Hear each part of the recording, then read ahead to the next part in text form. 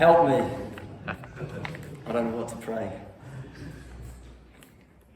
My school teacher said to me that the first line of a story is often the most important because you grab people's attention, and I hope that that's just grabbed your attention, because I think if you don't grab people's attention from the first line, you might struggle for the rest of it.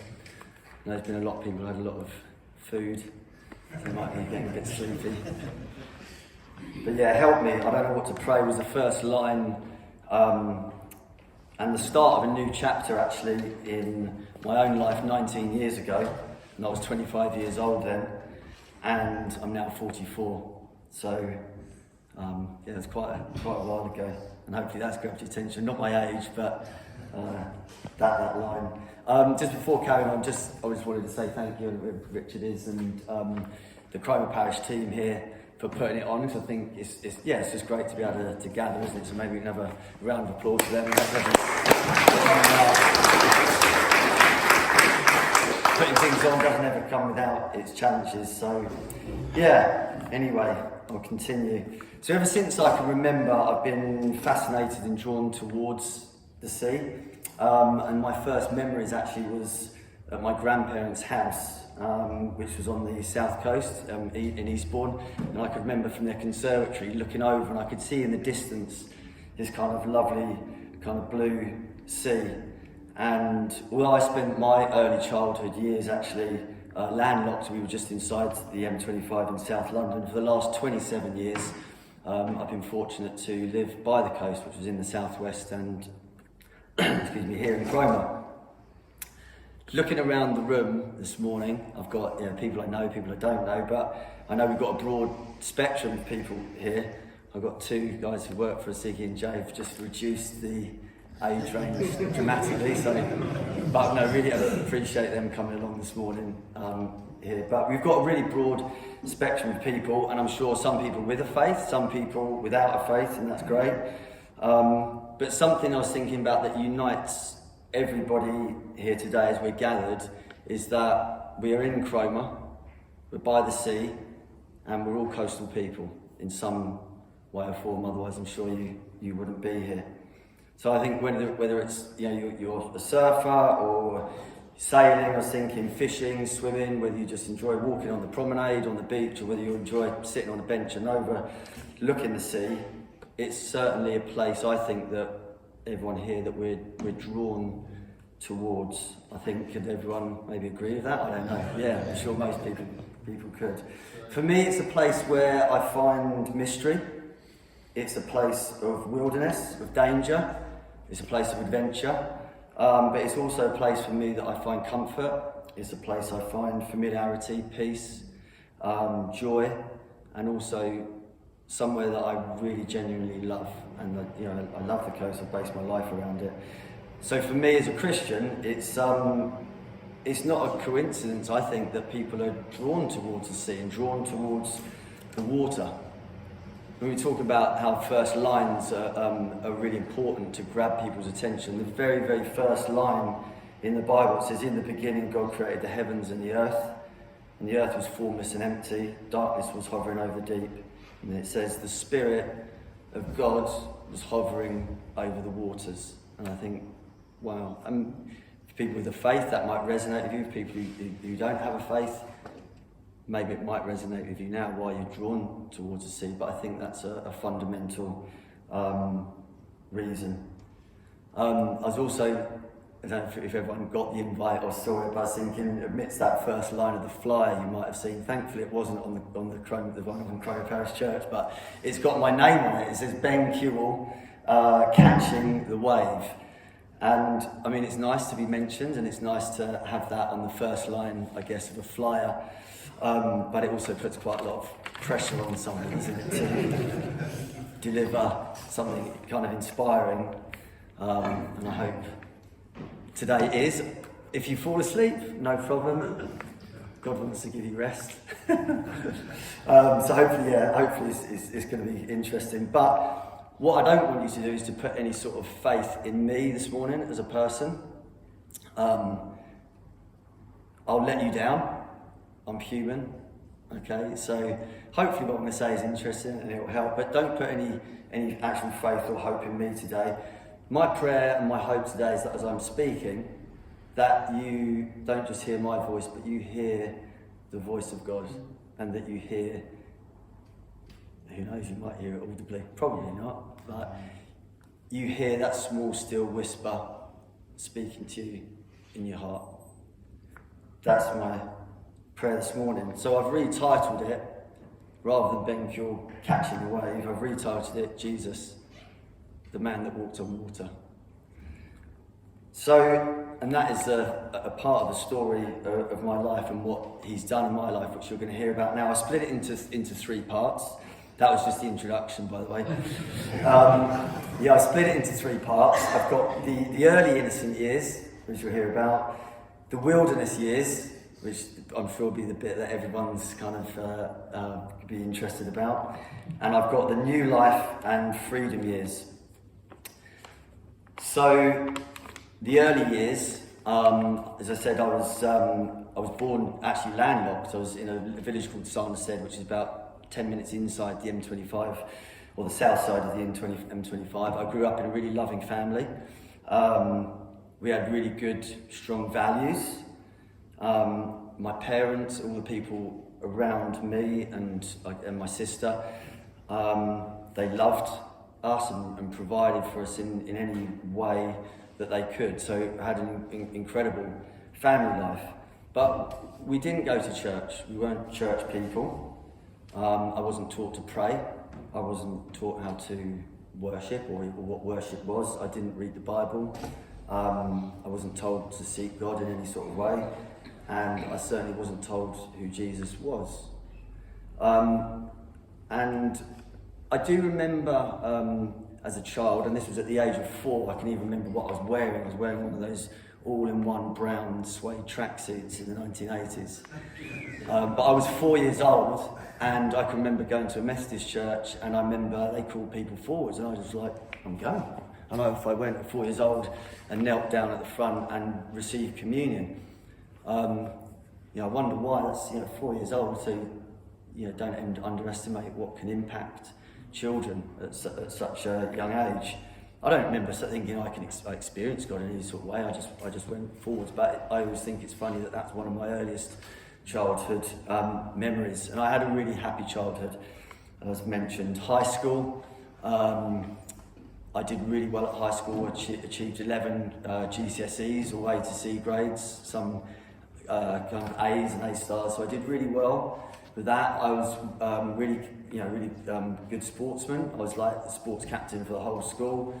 I played a high level of tennis, played for my county at tennis, and even played professional football up until the age of 17. For 13, 14, I was at Brentford Football Club, and then at 15, moving on to 16, I was at Crystal Palace. So, I'd achieved a high level of sport. We went on water skiing holidays, and my dad had a boat, so we would often go down to the south coast, and we would spend a lot of time water skiing and fishing. So, life for me was really, really good that I can remember up to the end of high school years. I couldn't have faulted it really, looking back to it then. But it was when I started college, so I would have been 17 years old, the same years as our 2 friends over here. Life started to change a bit, and I think that was for me, that was the start of searching what is life actually about? What's the purpose? Why am I here?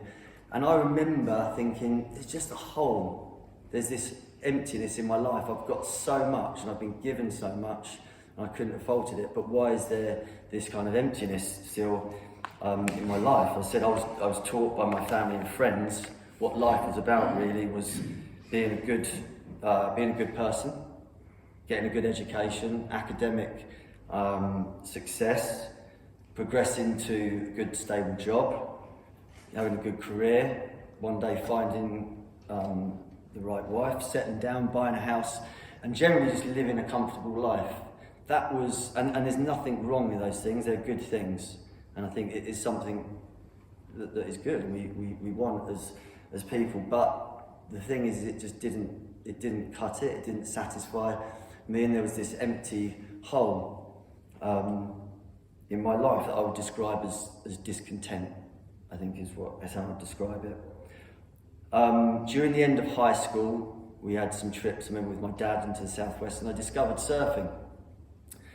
So when I went to college, every weekend I suddenly got a car and had friends with cars. Every weekend and every school holiday, I'd be getting in our cars, loading up them with surfboards and driving to the southwest, and that's all I wanted to do, was just to go surfing. Got some of my surfer friends here today, I'm sure they'll kind of agree with that. Probably Jane, Ziggy, at college, they're thinking at college, yeah, we just want to go surfing. So it was a normal thing. But consequently for me, college didn't actually go that well, and my academic success that I had before didn't pass over, it didn't run through, I didn't really do that well. I just wasn't motivated. I kind of did enough to get through, and I got enough to sort of scrape through into university, where I was kind of thinking that I would go. But I was also really tired at the end of it of being in an education system. I'd felt it sort of confined me, and that discontent hole was growing bigger and bigger. And for me, I was just I wanted freedom. That's the only way I can describe it. When I think back then, I was looking and searching for some sort of freedom in my life. Chapter 2, or part 2, the wilderness years. Mark's laughing at the front here. Yeah, the interesting parts that I'm sure some of my friends who I've known for years or even been part of those, so I'll carry on. But the wilderness years. So 18 years old, I took myself off to Cornwall. So I left home and I said, right, I'm moving down there and I'm going to be going surfing. I decided on a gap year because I wasn't ready to go to university. So I took myself off for a year, spent most of my year in the southwest surfing, and then I went travelling around Europe. And I was on that journey of searching for freedom, is how I would put it. During that year, I had to decide if I wanted to go to university or not, and I decided to accept the place. And it was at Plymouth. Well, it was a college at St Mark and John, a sports college, but it was in Plymouth. And if I'm honest, the main reason I took that place was because I thought I could spend another 3 years in the southwest. It's got lots of holidays, got lots of weekends, probably even miss lectures, so I can spend a lot of time and going surfing. And that, if I'm honest, was the reason for it. But I also knew it kind of, hopefully at the end of it, I'd have something to show for those 3 years.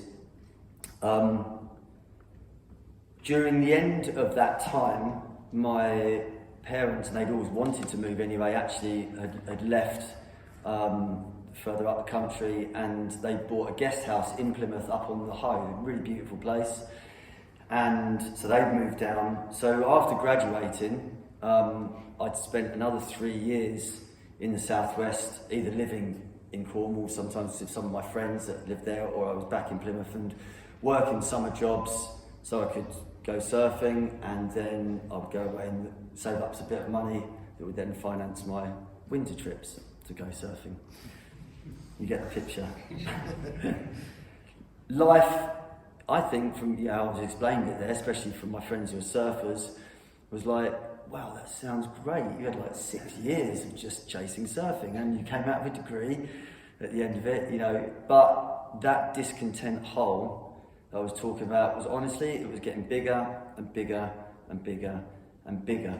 I'd achieved everything. Came out of university with a degree. It wasn't the best result, but I graduated with a degree in sports science and IT. But it didn't satisfy. So 18 to 24, you probably want to know what else happened to make those my wilderness years. Obviously, I was surfing as much as possible. Drinking turned into excessive drinking. Excessive drinking turned into extreme excessive drinking. Chasing girls at any opportunity I could. One night stands, that was like the norm. I'm not going to say every day, but certainly every week. So there was a lot of unhealthy relationships.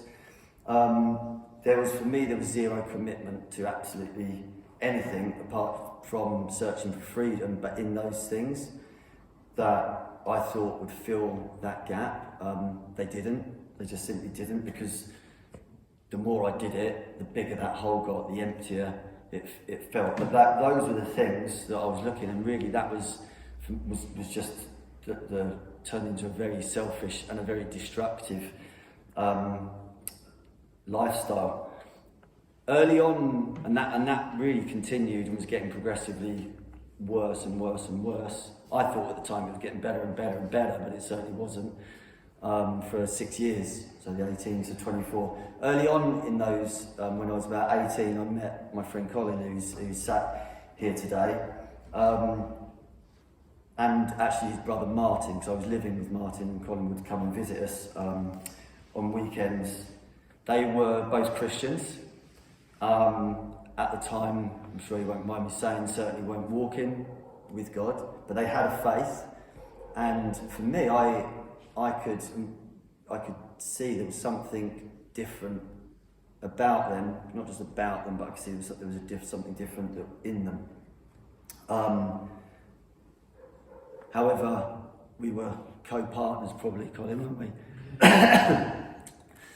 and various other people, but in all those antics and things that we were getting up to. But we'd also spent a lot of time together partying, but we also spent a lot of time together doing, I would say, some really meaningful things, which is why we're still really good friends today. We spent a lot of time travelling together, surfing together, experiencing life together, and we had some really special times. One of them, which was a start of a change in my life, was at 22 years old. So 4 years after we'd met, I went to Colin's brother Martin, I went to his wedding in the Philippines. And there we spoke about my future. And at that point I'd had a degree and I was like my sport, and I thought, what can I do? I thought, I know, I'm going to become a school teacher. Good stable pay, never going to move out of a job. It's a good career. Oh, and guess what? There's really good holidays. you got it. You know, the holidays for me was like, great. I can still travel. I can still go surfing, but my life will obviously to get better. So during that time, Martin suggested to me, Ben, how about the UEA? Is a really good course there. At the time, it was second to, I don't know if it still is, but it was second to Loughborough for sports. And I said, yeah, I'm going to look into that. And I decided on the UEA as a place that I was going to come to and do my degree in sport, in PE, in education, PGCE. The year leading up to me coming, because this was at the start of the year, I still had another year that I was down in the southwest. I realise now that I saw the power of prayer at work in my life. I know Martin and Colin at that point were back in church circles, attending church, and their lives had moved away from what it was and what we were up to in the past. And I know they were both praying for me during that year. And I can honestly say, looking back now, I saw the power of prayer and how it was directing decisions. Obviously one of them choosing to come up to Norfolk. I also saw the flip side of that. So I saw the good side, which I would call the lighter side, and I also saw the darker side of things, because I felt I was in what I know now as a battle, a spiritual battle. I certainly wasn't willing to give up the things that I was still chasing after, all those things that I'd mentioned before. Towards the end of that time, my friendship group that I was in, and they, and you know, a lot of them are still good friends of mine. It started to get even worse. Heavy drugs started to come into our circles. Thankfully for me, it didn't. But certainly when we were going out, people were using them, so I was around that. And I knew at that point I was like, I've got to get out of this. This isn't for me. And I didn't want my life. I could see it plummeting, and that discontent hole that was there was not getting big and big and big. It was huge at this point. Nothing that I seemed to be doing was working, if I'm honest. It was, and the joy in my life was slowly depleting. So September 2004, I remember I moved to Norfolk. I planned to be here, I had a plan, so I planned to be here for just 1 year. I was going to get my degree in teaching, and I was back to the southwest. I can remember, and I had a little red, I think it was a Fiesta or something at the time, but a little red car, and I remember driving into Cromer at the top of the hill. I'm sure everybody's done here, and at the top you can see the church tower poking out, can't you? And you can also see the sea and a lovely horizon. And I remember driving down and just being, wow, like there's a reason they call it the Gem. It is. It was beautiful, and I was like, what a place. And for me, it was like, this is a new start. Like, and I was really excited about kind of coming here for the year. I moved in with Colin and Martin into their flat in Kewell Road. I had a small little box room. It was probably like that. Well, enough to get a bunk bed in it anyway, but it was great, and I loved it. So I come here to study, spend some time with them. Also, time to spend with a friend of mine who I'd been at university with. Some of you Cromer Parish Church people might know, even some of the surfers. My friend Ed Land, who I'll come on. I'll mention him later on. During the September 2004 to the February 2005, my life started to dramatically change. It was already changing, but it was some dramatic changes in those 6 months. Colin and Martin both invited me to church with them, so I started attending each week. It was actually, at the time, it was in Norwich, which was called Mount Zion. Some of you who've been maybe around in church circles for a long time might know that. It's on the ring road, the edge of the ring road in Norwich. So I was going there each week. I was also, I met John Graveling, who some of you will know, and he invited, and so did Martin, along to the parish church. So I'd go along to the parish church. So I was getting two very different churches, both Bible-believing churches. So I was getting two different experiences of style of church, I guess. And I like that, to be honest with you, because I loved going to church. I was genuinely loving going. I was meeting new people. I specifically remember liking Norwich because there was a lot of girls there at the time, and I was single. Yeah, that's now coming. But yeah, no, that's fine. But yeah, I was honestly, I was open and honest. I was single. I wanted to get married one day, of course. I was looking for a wife.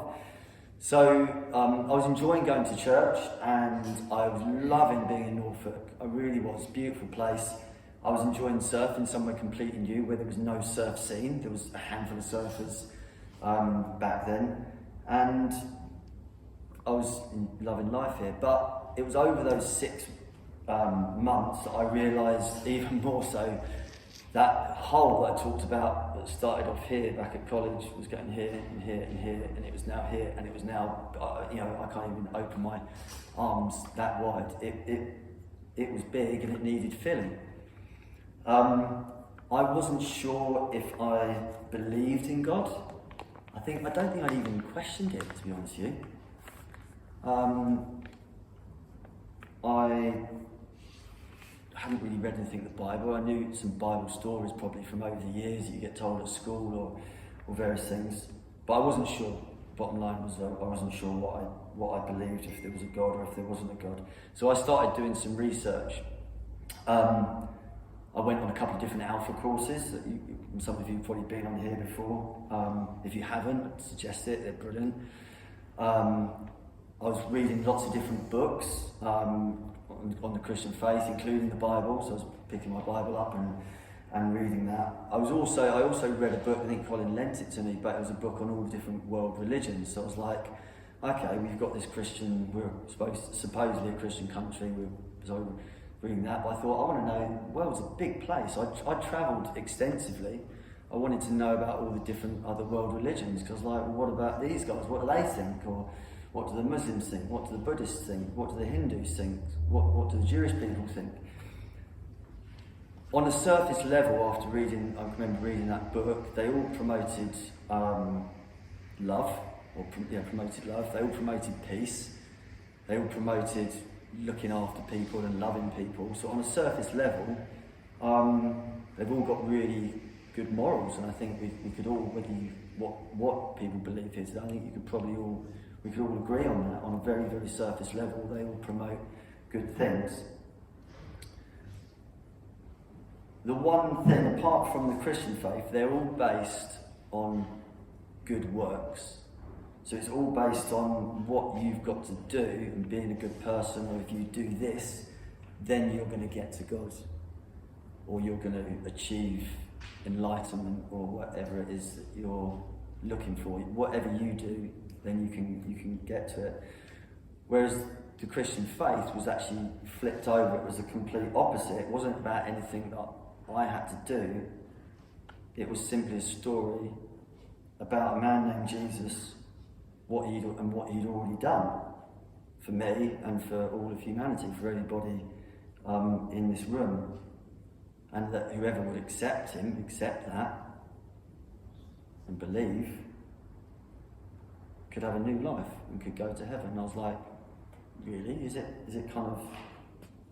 that simple? It seemed like almost like an offer that was too good to be true.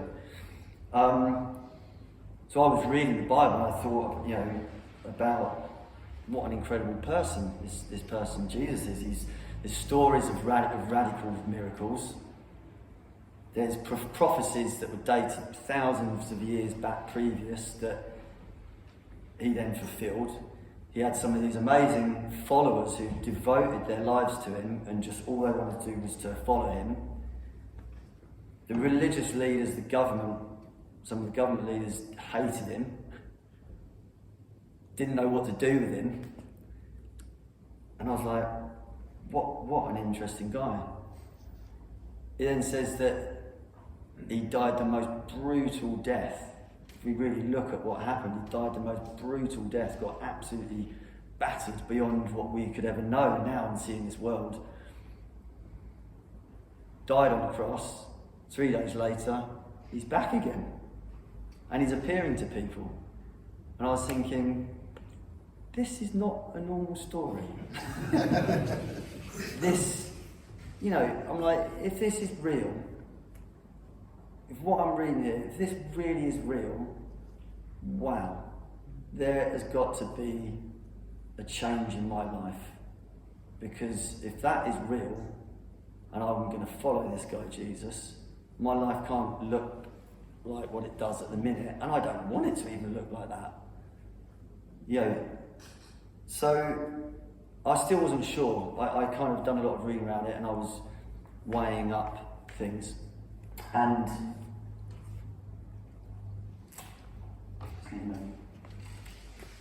my prayer over those 6 months was, Lord, show me you're real. If this is true, show me. I want to see you, I want to know you, and I want you to do a work in me. I'm not going to do anything apart from commit myself to seeking you. And honestly, over those 6 months, I can honestly say that God showed up in small, mundane ways. He also showed up in big ways. I've got 2 stories. One of them is this chair here. I brought this in on camera. I brought it in this morning. I said, you didn't need to bring a chair, we've got loads here. I said, no, this is a special chair.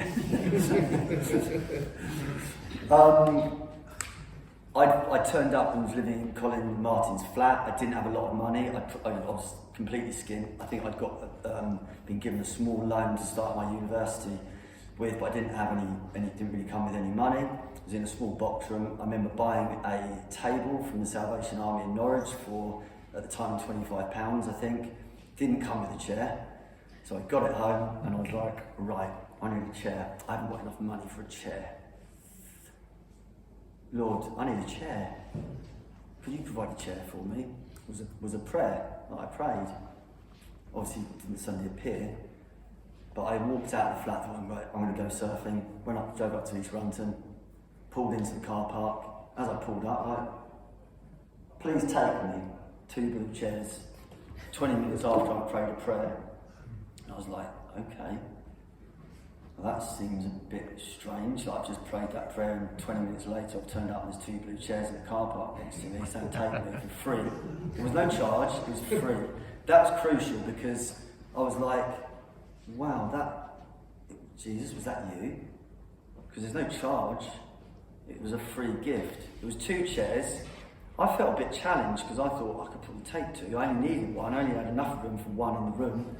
But I left 1 there because I was thinking, well, if God's just provided that for me, he might need to provide that other 1 for somebody else. So I picked up 1 chair and took it home with me. So that was, 19, 20 years ago. I've given the chair away 2 times. Yeah, and it keeps coming back. People, when they leave, and I say to them, this chair's really special, and I tell them the story, and then when they leave and they've gone, they give it back to the bank of a special chair. So I've got it. If anyone needs a chair here today, I'm happy to give it away. But for me, it's a reminder that God provides in the small things. Something slightly, well, I'm not saying slightly, a lot bigger to the opposite end of the spectrum. You heard about all my drinking years. I wasn't an alcoholic, so it wasn't, but maybe a social alcoholic. I don't know at what point you become an alcoholic. All I wanted to do was go out drinking with my friends, chasing girls in those wilderness years. That was the bottom line. I'm open and honest. My wife will hear that. She knows all the stories. But it was something I was wanting to leave behind, but I was struggling with it, to be honest. How am I going to meet anybody? And Colin and I, we'd gone out on a Saturday night. We were in Norwich. This is when I first moved up here. We were in Prince of Wales Road. I can't remember the name of the place now. Colin might remember. But we walked in to a bar on a Saturday night. I hadn't had anything to drink, so I was stone cold sober. We bought 2 bottles of beer. We walked down some stairs, put them on our table, stood next to the dance floor. Colin said, I need to go for a wee, so he went off to the toilet. And I stood there. As I was about to take a sip of my beer, I felt what I was experiencing in various ways, a peace that I couldn't comprehend. The only way I can describe it, I felt completely safe, but I was aware of the presence of God on me. As I started to look out across the dance floor at the time, God showed me what I would describe as a vision of what hell looks like. I'm not going to hold back that today. I believe there's a heaven. I also do believe that there is a hell. As I started to look around, God showed me what hell looked like. There was pain, there was suffering, there was angry faces, there was people looked with no life, how I could explain it. And I wasn't scared, but I was aware of what I was seeing, and I felt safe because I could feel the presence of God on me. Collins came back, the vision of what I was seeing stopped, and I said to him, mate, we've got to go. I don't want to be here anymore, I can't be here anymore. Because I knew, and I believe what God was showing me at that point was, Ben, if you're going to carry on doing what you're doing, this is where you're going to end up. What do you want? But he gave me a choice. So we put it in, and we left that day, and I said, let's go back. We went back to the van, chatted, slept the night, and ready for our next day. I wasn't drunk, because I know it wasn't something that I was imagining. For me, it was as real as you guys here today. So that was the opposite end. I was recognising Jesus' work in my life. I understood all that he had done. I understood all that he was offering. But I still hadn't accepted him into my life for who he was and who he claimed to be. And I realised that there was changes. So I carried on living what I'm going to say, a good life. I was stopping doing some of the things, excessive drinking, chasing girls, those things that were destructive in my life. I'd stopped doing them, but it was difficult and life was still hard, and that discontent hole was still there. I was trying to do it, and I realised, going back to all the different religions, and I think this is what is known as religion, is when we're trying to do things ourselves to get to God. We can't do it. God doesn't want us to do it ourselves. So on a cold Sunday night, and I can still remember it, in Norwich, February 2005, as I did most weeks, I went to a service at Mount Zion Church in Norwich. There was a pastor at the time, and he was still there. It's now Soul Church in Norwich, preaching a message as he did every week. He drew the service to a close, and he asked anybody in there, is there anyone here that would like to accept Jesus into their life? Is there anyone, come forward for prayer? And in that moment, I realised God was calling me. I can't explain it. I didn't hear a voice, but I knew in my heart that God was calling me to accept him. My heart was beating fast. I knew I needed forgiveness. And I felt the power of the Holy Spirit. I can remember holding the chair in front and then shaking around, or shaking and just thinking, what am I going to do? There's, I'm sure some of you have heard of, well, most people here, I imagine, have heard of C.S. Lewis. He said that the root of all sin is pride. It's basically saying that I don't need anything else. I don't need any forgiveness. I don't need help. I don't need a saviour. Steve Mawson put out the call one last time. Would anyone like to receive Jesus? Come forward for prayer. There was absolutely no way I was going forwards for prayer. I can remember thinking, I'm not going. But I wanted to go. But also thinking, I don't want to go. So I was caught in this battle, and I, in the end, chose pride. And service kind of came to an end. And I just sat down on my chair. He dismissed everybody from the service, and I thought, I don't want to go. I've realised I've just rejected Jesus. I've just rejected the very thing that I've been searching for all of my life. And I've just rejected him. So I got down on my knees, poured my heart out to God. I broke down in tears. I felt so weak, so stupid, so, broken. But that first line that I said right at the start, help me, I don't know what to pray. I cried out, I said, Lord, help me, I don't know what to pray. And the man called Dick, who's now, he's still in my church, came over, put his arm around me. I said, Dick, help me, I don't know what to pray. He said, it's all right, Ben. It's all right, I'll lead you through a prayer. And he led me through a prayer of repentance. He led me through a prayer of forgiveness. He led me through a prayer of confessing who Jesus was, and simply just inviting the Holy Spirit in. I can remember, and Colin was there as well, I think he probably had his arm around me and praying with me. Instantly, although I was a blobbering mess, I felt the weight of the world lifted off my shoulders. Honestly, And that hole was now full. It disappeared. I realised, I was like, wow, that was it. That is the freedom that I've been searching for all of my life. So the next day, I went home that night, and the next day I woke up and I was walking around, came out of my little box room, walked out around our flat, had my breakfast as I would do normally, and I was thinking, I feel really different. Like, I feel as light as a feather, I've got my joy back.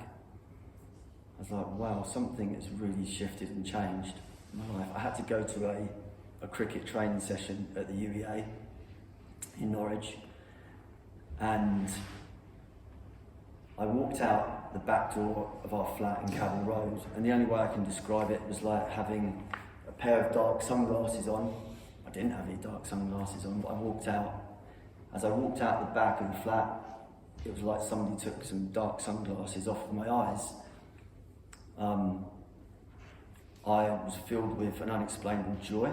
I was stood there by myself laughing. I was thinking, wow, like what? And I realised that what happened was that I'd met the person Jesus. I'd met him. He'd come in to live in my life. I knew my life now had a purpose, and I knew where I was going in this life and for the next. Wow, you know, I'd found that freedom that I'd been searching for all of my life. Everyone can have a breather. Since then, my life certainly isn't perfect, so please don't think that that is what happens, or like all of a sudden your life is done, sorted, and you can live happy life, live happily ever after. So my life certainly isn't perfect, but I've been blessed in so many ways. I've got a beautiful wife who I love so much. She's going to be happy now hearing that, but I do. Patricia, I love you. I've got two little boys, Felipe and Tiago, who are incredible, and God has helped us build a life here in Cromer. He's helped us build a business here in Cromer.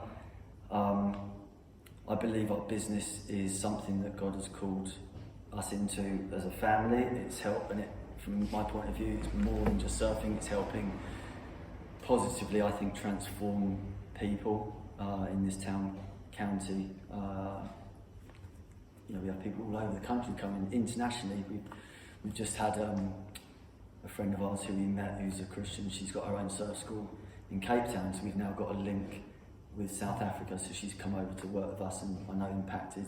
I'm sure Jay and Ziggy will vouch for it. She's an incredible lady, so she's been with us this summer, so it's further afield. Ed Land, who I mentioned, I'm sure some of you know, 10 months after I'd become a Christian, I kept sharing my faith with him and I said to Ed, like, mate, you've got to know about this person, Jesus. And we went on trips together, and we had a history together. He was part of our group back in the wilderness years, actually. At university, we were at university together, but Ed's originally from South Reps here in Norfolk. And 10 months later, he gave his life to Jesus, and I know then went on to be a youth minister here now, and is now a vicar and a family missioner in Suffolk. So he's gone on to continue a great work in the Lord. But life wasn't and still isn't perfect, and I have plenty of challenges this year at the surf school, but I think it's been one of the most challenging yet. But I just want to finish with a quick story of something that happened. I think Richard's going to show some photos. Happened on the 5th of December 2013. If you were around then, I'm sure you will remember it. It was the storm surge.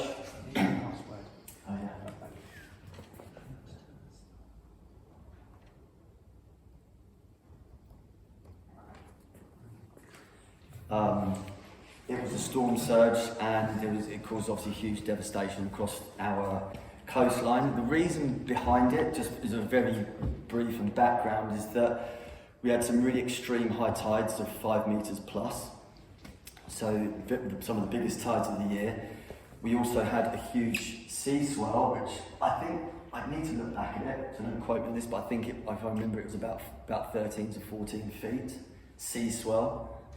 So I'm 6 foot, so there's 2 of me and a bit more. But the peak of the swell, when it arrived, it coincided with the same time as the high tide time. So with those elements together, well, there you go, caused that. You can see it obviously there. It engulfing the base of the pier. You can see in the bottom picture what it was like a river and where the sea wall is this high, the water level was this high. So it was like a rapid river running across the whole of the promenade. If you want to carry on, Richard. That was the following morning. So the tide went out, and then it came back in again the following morning. That was the following morning. That wasn't even the peak. That was half of the peak. But you can see obviously some of the devastation there and what happened the following morning on the west prom. Right. Go on, yeah.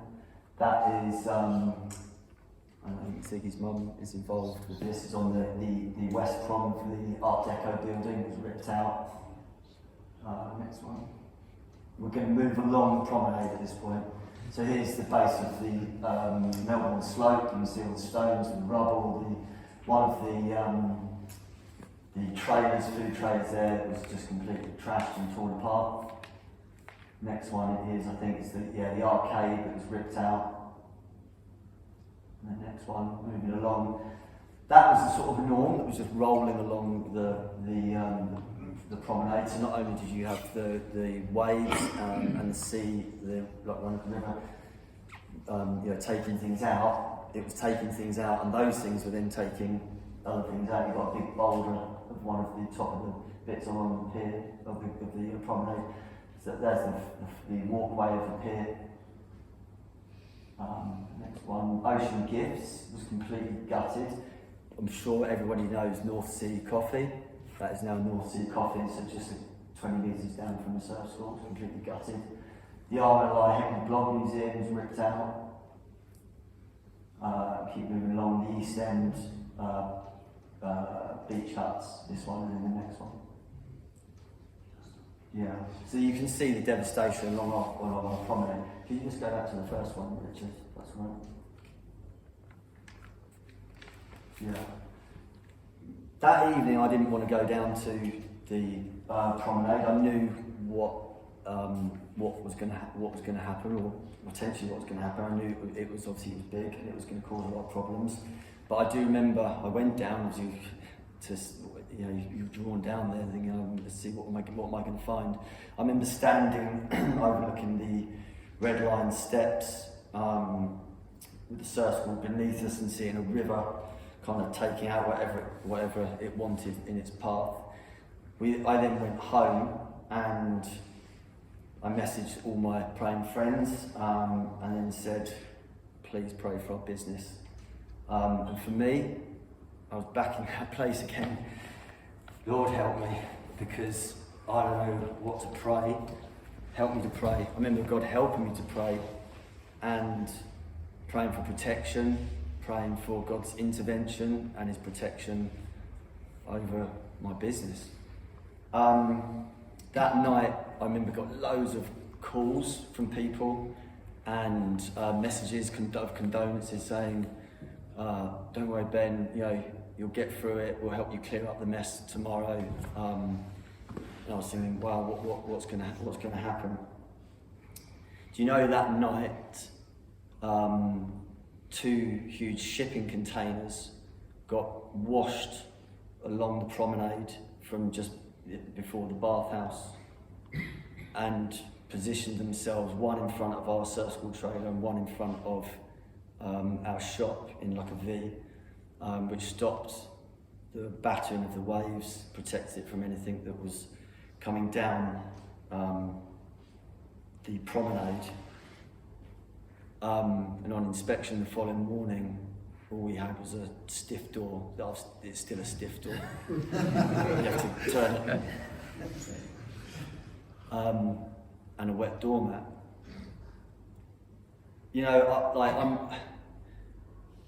There's lots of speculation, there's lots of talk around why that happened and why, was it God that did that, things. For me, all I know is the story that I've told you and the prayer that I prayed that night, and that was the outcome.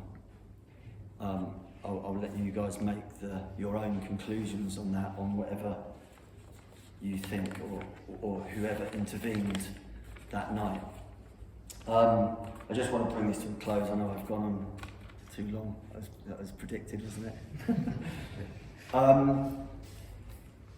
The title that I changed at the beginning, instead of Ben catching a wave, was Jesus the man who walked on water. For me, that's what life is about.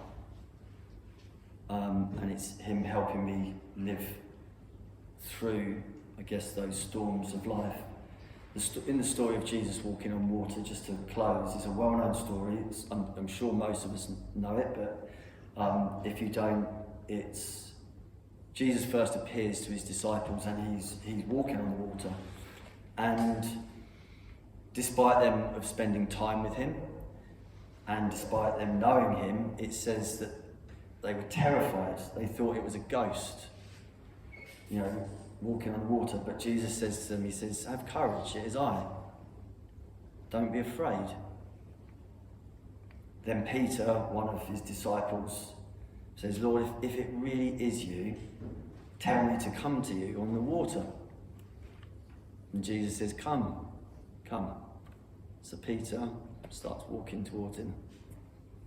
It says that Peter actually walked on water as well. I mean, I can't even get my head around that. That's what it says. But then the wind started to blow, and it says Peter loses his nerve and he starts to sink. Help, Lord, save me. Does that sound familiar? It does to me. So then Jesus reaches down his hand, gets Peter, pulls him up, back onto the boat and back into safety. And then the disciples say, truly, he is the Son of God. I think we're going to have some question times. We've got time for questions, maybe 10 minutes. But yeah, thanks for listening.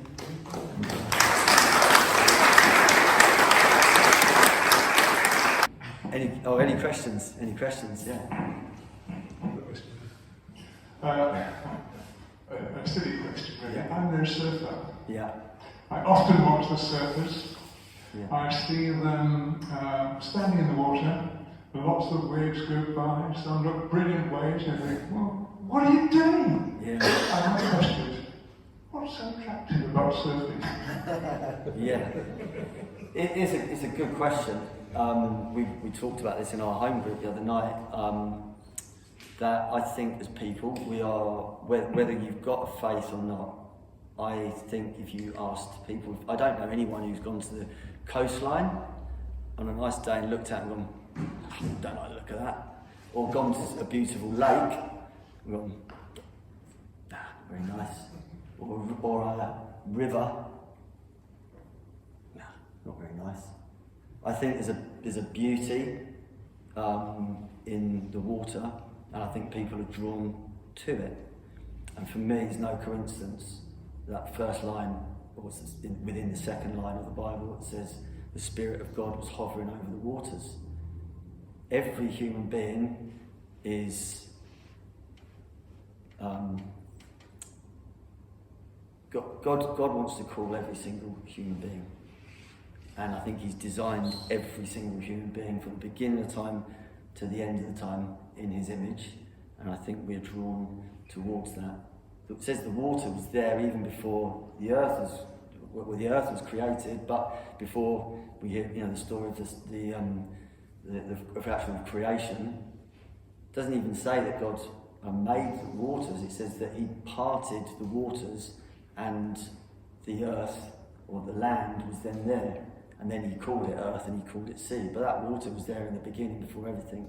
I think there's something that as people, we're naturally drawn towards the water. So I think with surfing, if you're into sports, I think there's something, you're there, you don't surf, and you're drawn towards the water, you're drawn towards watching the people surf, people are. So I think as surfers, we're drawn towards the water, whether we realise it's God or not. For me, I would say that's something that's instilled in everybody when surfers to draw on there.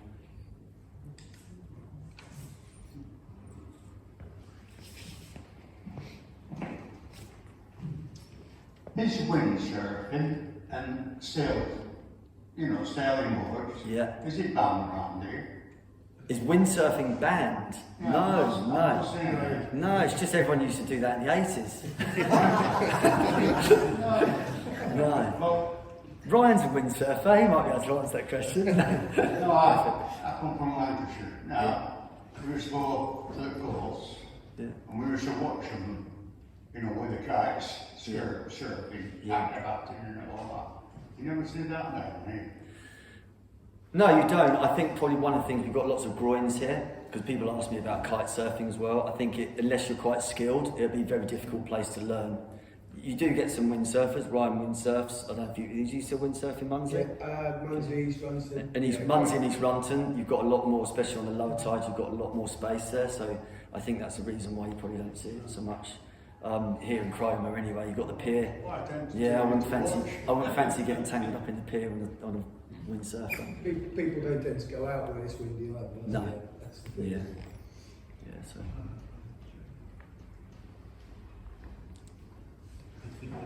Oh no, what's he going to ask me? That was really good. I loved it. I loved how you said about you personally asking, when you didn't know Jesus, you asked him to reveal himself to you. Yeah. If indeed he was true. Yeah. So first part of this is to everyone rather than a question, is that because there will be people in here who do not have faith or do not believe in Jesus. And so when Ben reached out and asked him to reveal himself to him, I loved how in your talk there was that process of Jesus making that revelation to you in a personal way. Yeah. And I would say to everyone, to anyone who is struggling with faith, or an understanding of what you've said today, but you put out a challenge and there will be a curiosity, because Jesus put a curiosity in all of us. And so I would challenge anyone who is still very sceptical. There's nothing wrong with being sceptical. I love skeptics. I love people who have this battle and don't understand. But I would say that I love that part of the talk where you said, reveal yourself to me, and you did. Yeah. And I would put it out there to you, anyone who is struggling with that, to personally ask Jesus to reveal himself in a way that would be appropriate to them, and he will do a unique work. Yeah. I was just wondering, Ben, because I know you're a fellow reader as well, whether there's any books that you could recommend to people on working or the journey of faith, walking along. You mentioned C.S. Lewis, there's a lovely book, Mere Christianity, that helped me in my early days when I was 12, 13, I read that book, but maybe something more modern now, a book that you've read that could help people. You mentioned the Alpha course as well, but a book that could help people just be a little bit immersed in the fundamental kind of truths of Christianity, so they can at least broaden their understanding of it. Yeah. Because I know you've read quite a lot. I'm just thinking that comes to mind in terms of the Bible's the best place to start. But it's a big book. It's long. It's complex. I haven't read all of the Bible. When I was doing that searching, I actually picked up the Children's Bible. And if there's anyone here who just think, I can't read the whole Bible, but you want to know the story of it from the beginning of time to the end of time. Jesus said he was there. He was with the Father and the Holy Spirit in the beginning. He's there till the end of time, the Alpha and the Omega. But a simple children's Bible I read, and I read that in, the whole thing in, I think it was about a week or so. So that was a really good start. I know there's some stuff at the back here. Actually, I think that Jess pointed out there's a couple of simple things that people can pick up to read, small snippets. So that's that. I'm trying to think of any books. Actually, I've just bought one recently, which is really good, and I think I'm enjoying it more than my kids. And it's a daily reading.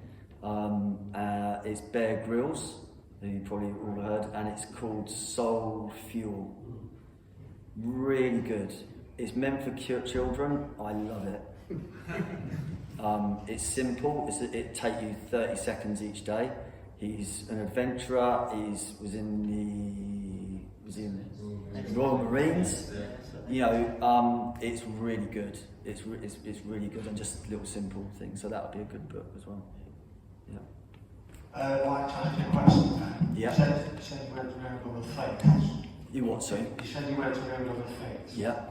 Were you reading about other faiths, but did you go with the series? Because I tried Quaker reading. Well, I went through many different things. Starting off as tutoring, Yeah. The wife was a lay reader of the church.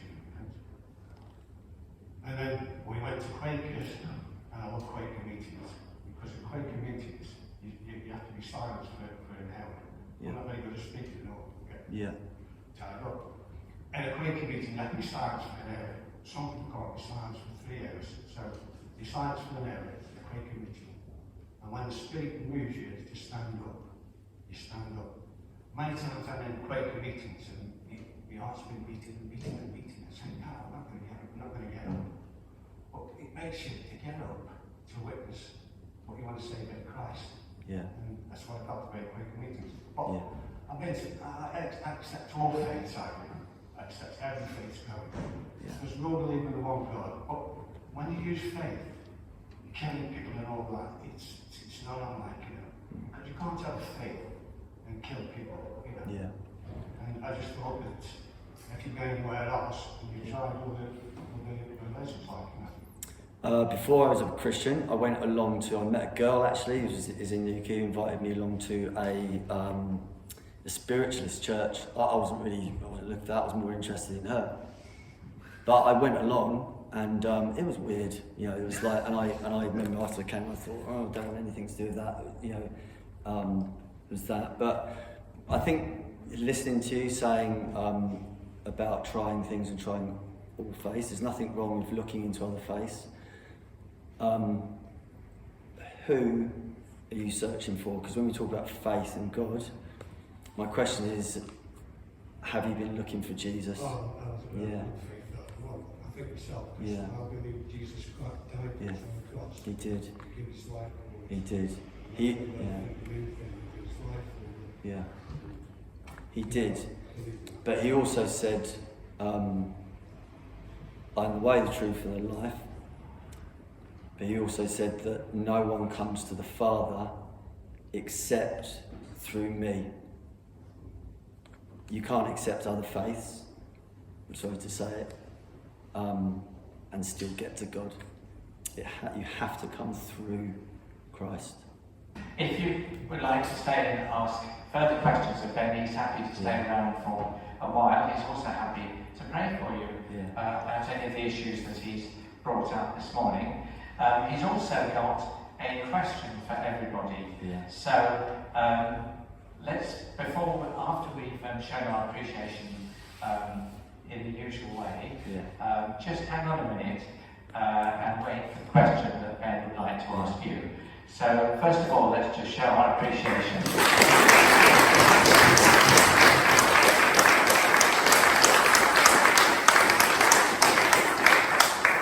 Okay, now for that question, Ben. Thanks, Richard. I wanted to finish with a question because it's nice for people to be able to finish and take something away with them. And my question is whether you've been, I'm sure we've got people who've been Christians here for 50, 60 years, maybe 5 weeks, maybe 5 minutes, maybe you don't have a faith, okay? It's a question that is directed to everybody here, and that is, what is your default position when things aren't going so well and help is needed? Is it going to be, you're going to do it on your own and you're going to just muddle through and I'll struggle and I'll get through this? Or is it, help? Lord, help me to pray, help me, reveal yourself to me. I'm going to be around at the end.